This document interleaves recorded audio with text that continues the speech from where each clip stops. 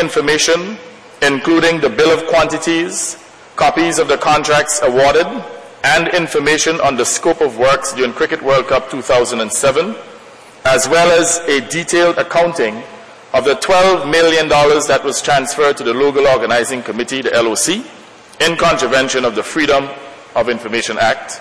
Whereas there has been a national call for transparency and full accountability in government spending associated with the infrastructural and ancillary works at Sir Vivian Richards Stadium leading up to Cricket World Cup CWC 2007. And whereas there have been conflicting reports covering the EC $126 million in government spending at Sir Vivian Richards Stadium from various government ministries and agencies, including a reported $68.5 million paid to C.O. Williams for approximately 6 miles of roads, and $13 million to Hortico Landscaping for the preparation of the outfield and landscaping, among other payments in which there was not corresponding value for money.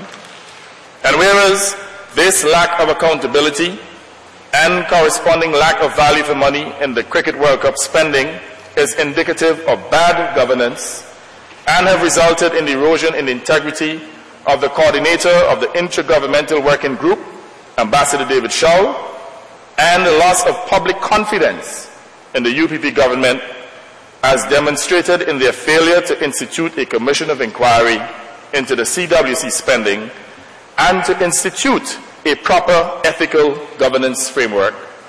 And whereas the entire citizenry has an obligation to actively promote good governance, any potential inaction of the Parliament, government, and other democratic institutions in actively combating bad governance could be construed as aiding and abetting corruption.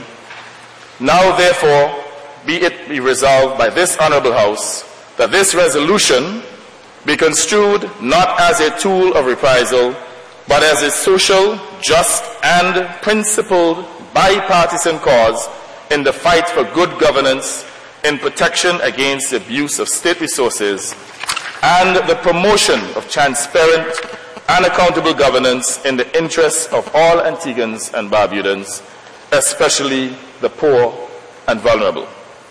That a commission of inquiry be held into the spending associated with the roads, other infrastructural and ancillary works at Sir Vivian Richards Stadium leading up to CWC 2007 in the interests of transparency, accountability and good governance in general. They took you off of ABS. That Sir David Shaw be relieved of his position as ambassador pending the outcome of the commission of inquiry.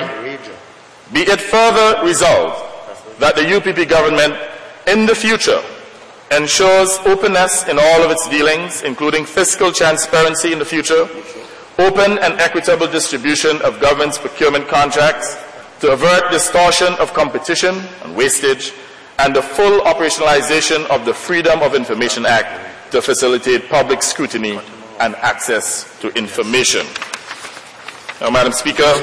They took you off of ABS region. Okay. Madam Speaker, this resolution is not a personal attack on any citizen. Obviously, certain names will have to be utilized in order to elucidate various points. But you'd see that this resolution, in essence, is calling for good governance, for the establishment of a good governance framework within the public sector. And, Madam Speaker, I'm sure you'd agree that in order to effectively manage state resources, a good governance framework is required. In fact, they're not mutually exclusive. They are integrated in order to ensure that you get good value for money, which is one of the requirements of every government, any government. Then obviously there needs to be a good governance framework in place. And you recognize that this resolution is calling for such a framework. It also deals with a very vexing issue, Madam Speaker, and that is the malspending at the cricket stadium. You recall, Madam Speaker, that back in 2005, July, a number of questions were put to the then Minister of Sports the member for Rural North, the Honorable John McGinley, requesting information on the government's readiness for Cricket World Cup 2007. Madam Speaker, this took place almost 2 years before the event actually took place. And at that time, the member for Rural North indicated to the nation that it would have cost the country in the region of $130 million to host Cricket World Cup, which included almost $60 million for the construction of the stadium, which would have been and was a grant from the government and people of China. It meant, therefore, Madam Speaker, that the additional works, all of the other preparations, including road construction, preparation of the outfield, those costs were estimated at just over $70 million. 2 years later, Madam Speaker, additional questions were put to certain members, certain ministers of government, and we got certain information that were indeed conflicting and which were certainly cause for alarm. For instance, Madam Speaker, when the member for St. Philip's South was asked to respond as to the mileage, how many miles of roads are constructed at the stadium and at what cost, he said to this Honorable House that about 6 miles of roads are constructed at a cost of $2.37 million, Madam Speaker. In fact, he went as far as stating that they were state-of-the-art roads. During that session, Madam Speaker, we also asked the Minister of Finance, the member for St. John's Rural East, to give an account of the spending leading up to Cricket World Cup. And we got a schedule of payments, Madam Speaker, which I'm prepared to recirculate just in case it's not in the records of the Parliament. And in this schedule, he indicated that a total of $233,000 were actually spent on the roadworks and the ancillary works to prepare for Cricket World Cup 2007.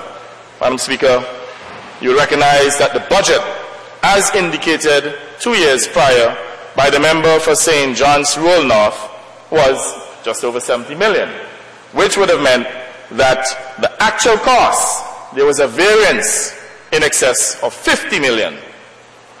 Now, Madam Speaker, we examined the various payments that were made. And just to remind the House, the Honourable House, about these payments, for the construction of roads, curbs and drains, a total of $74,218,000 was spent. I want to reiterate that figure. $74,218,000 was spent on the construction of roads, curbs and drains at the stadium. $68.5 million of which was paid to C.O. Williams. Additional payments, and I'll just outline a few large payments, and this is a report that we got from the Honourable Minister of Finance, the member for Rural East. Additional payments include $12.8 million, or approximately $13 million, that was spent on landscaping, and the amount was actually paid to horticulture, landscaping and nursery. And our understanding, Madam Speaker, at that time, this schedule represented payments that were made. And potentially, there could have been other payments that were made subsequent to this particular report. The report also, or schedule also indicated that $11 million was spent on renting temporary stands, and the amounts were paid to GL Events overlay contractors.